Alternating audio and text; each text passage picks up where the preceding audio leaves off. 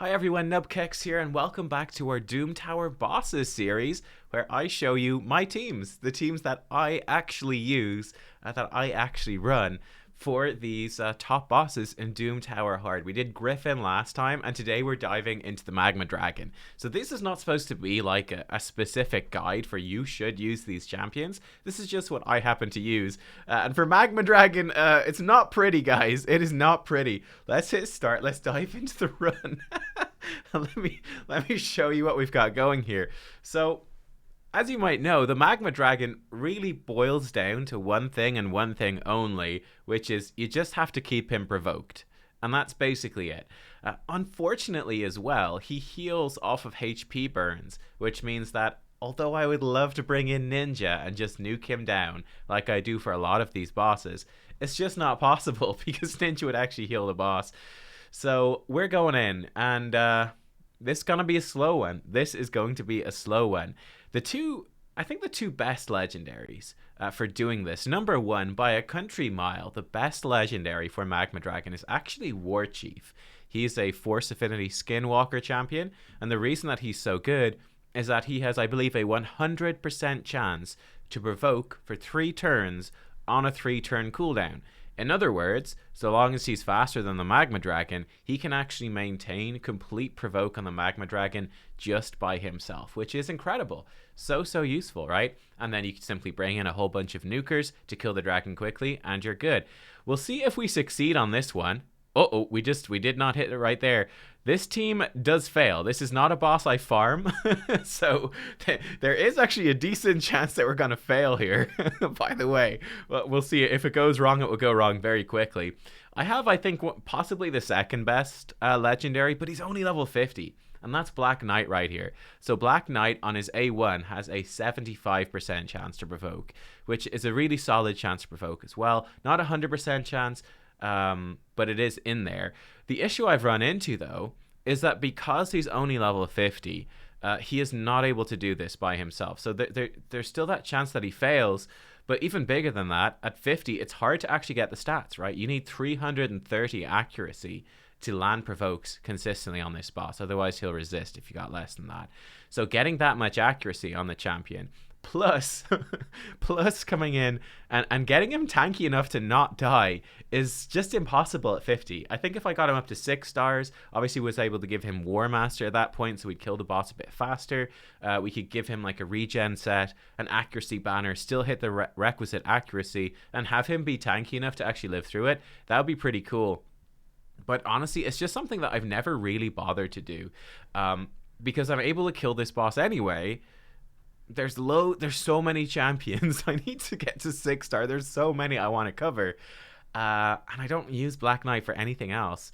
And we're sort of able to get away with it. You can see the rest of our team then. I've actually got Vogoth in the lead. I need an accuracy aura because Black Knight doesn't actually have enough accuracy. So Vogoth gives us 40 accuracy. And Vogoth's AoE attack actually works against this boss. His 3-turn AoE can provoke and put decrease attack, and then obviously if Vogoth starts getting hit, he starts healing everyone else, which is awesome. Vizix actually on the far right is really nice for this as well, because you probably have a Vizix built out. You really should have a Vizix built out. She's amazing, and she has a 100% chance provoke on her A3 on a 3-turn cooldown. Not Sepulcher, what's she called? Sandlash Survivor is in here as well. She's good affinity for this boss. Her A1 when she's max health or high health can also provoke, which is great, and she extends our buffs. Then Lydia is actually a secret weapon for this boss. She doesn't seem like she'd be good, but she's really good for 2 reasons. Number one, makes you kill that boss faster, decrease defense and weaken, which is actually very helpful because the faster you kill this boss, the fewer chances there are for failure, right? Like I said, there's a chance that we miss our provokes or that it doesn't line up or whatever. Everyone drops their cooldown provokes on the same turn and we don't actually kill the boss. By killing him faster, you just mitigate that opportunity for failure. And then, yeah, the increased speed on you also helps you stay ahead of the boss. The strengthen helps you survive. And there we go. And you can actually see the damage numbers here. So Black Knight with no War Master, he just doesn't do any damage, but he's a very consistent provoker. He also gives us increased defense and heals us as well with his A2. Vizix actually the top damage dealer with all that AoE, getting through the waves, and then War Master and just being in decent gear, hitting that boss. Vogoth Lydia, good. And actually Sandlash Survivor doing pretty good damage too with some AoE and nuking. And there you go. Is it fast? No, not at all. Does it get the job done? It does. Do I want to farm him for Fatal Gear? Not really. In this Doom Tower, as I mentioned in the previous video, I much prefer Guardian. I think Guardian is the best set in Doom Tower Rotation 2, and I'm still building up Guardian sets for me. So I'm not in a rush to farm Magma Dragon in this rotation. Yeah, I'd probably farm maybe Eternal Dragon after. I don't know, maybe Magma. I'm not sure. But yeah, that's what I use for Magma. If I show you then the top teams that everyone else is using, and I'll show you, people were saying in the last video if I could show the stats and gear on these champions, so I will do that. The teams that the rest of my clan are using, you can see that even for them, it's not super quick in my clan. Tons of Duchess are in there. We've got Valkyries, Iron Brago, actually Armiger coming in to nuke. But it looks like really in my particular clan, you can see it's a pretty low effort boss, right? People are putting stuff in that does the job, but they're not looking to speed farm it. We jump over to global rankings, you're going to see stuff goes a lot faster. I mean, it's still taking a while. Still takes time to kill him, but it's going faster. Here we can see this team, we've got Martyr in for Provoke and Septimus's to nuke down that boss. This is like a fairly standard team, I would say. And this one as well, where you've got your War Chief. Look, here he is. War Chief showing up in all these teams with that guaranteed Provoke, and then they're going in and they've got the decreased defense and weaken and ally attack and a Zavia. This one right here has got ally attack, decreased defense and weaken, and a couple of big nukers, plus 4 Zavia. Wow. This guy right here, he's got the Draco Morph to decrease defense and weaken, and then a bunch of big single target smackers. I actually like this one. This is quite fun. He's got 2 Armigers coming in to just max HP nuke that dragon, and a Leorius to clear the waves. So yeah, pretty cool stuff happening in terms of these team comps. This guy actually has 2 Cold Hearts, believe it or not. That's pretty cool. That's pretty cool. There you go. Here's our Black Knight. Black Knight showing up down here as well. Nice. So yeah, that gives you some ideas. Let me show you the champions as well that I use for this particular run. Oh, I should have hit the Bastion button. So I show my Lydia shows up in like nearly every video. Lydia's just so good, but she's coming in here. I mean, it's my general Lydia build that I haven't updated in forever. We might do a re-gear of her at some point, but I mean, she's good. She's running fast, got more than enough accuracy. She's doing the job she needs to do, and her mastery's right there. Who else did we have in for this one? We have Vizix would be the other one. Here we go, Vizix. She's in these particular masteries. Again, I've been running the same masteries for forever, and she's, again, running pretty quick. So she's up at 230 speed, good defense, crit rate, a little bit of crit damage. I know people don't like, I get comments every single video whenever we've an ally protection now. If you put any crit damage on an ally protection champion, they go, never put crit damage on ally protection. It ups the damage they take from ally protection, which it does. You don't want to mega stack it. But I actually find that putting a little bit of crit damage on these champions isn't a huge deal. It can make your runs a lot faster. And I'd only be worried about it, really, if they are dying. I find Vizix will die against Hydra, but I mostly use her for Doom Tower. She's like MVP for Doom Tower, and she's totally fine there. You can see she does amazing damage, and I just kind of like her for, for that damage output, to be honest. I like her for that damage output. We had then... who did we have in here? We've got Vogoth was in the lead.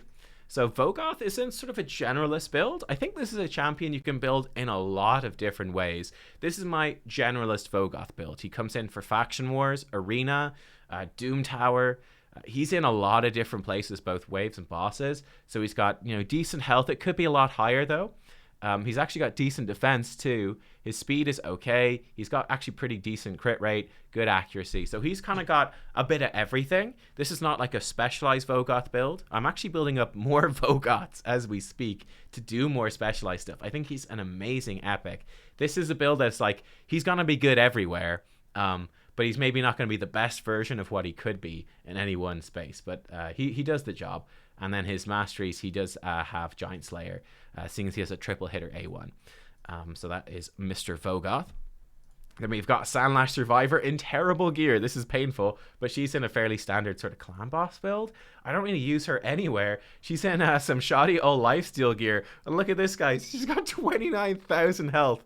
It's pretty rough, but she does do decent damage, right? So she's got good crit rate, solid enough crit damage, got plenty of defense actually, and okay speed. Her accuracy needs that Vogoth aura to get over the mark for this boss. Actually, she's still a little bit short, right? She's going to be up at, Vogoth gives 40, so she'll be at 322. So she's 8 lower than what she should be, but it's fine. But she's not, would not recommend her to be geared this particular way. And then where is our boy? These are my dupes. Where we got a couple more today. Where's my boy Black Knight? Black Knight. Am I blind? I'm blind? Blind Knight. I thought he was in my vault, no? I guess not. No, he's not? I thought he was in my vault. Where are you, Black Knight? Wait, where is Black Knight? What?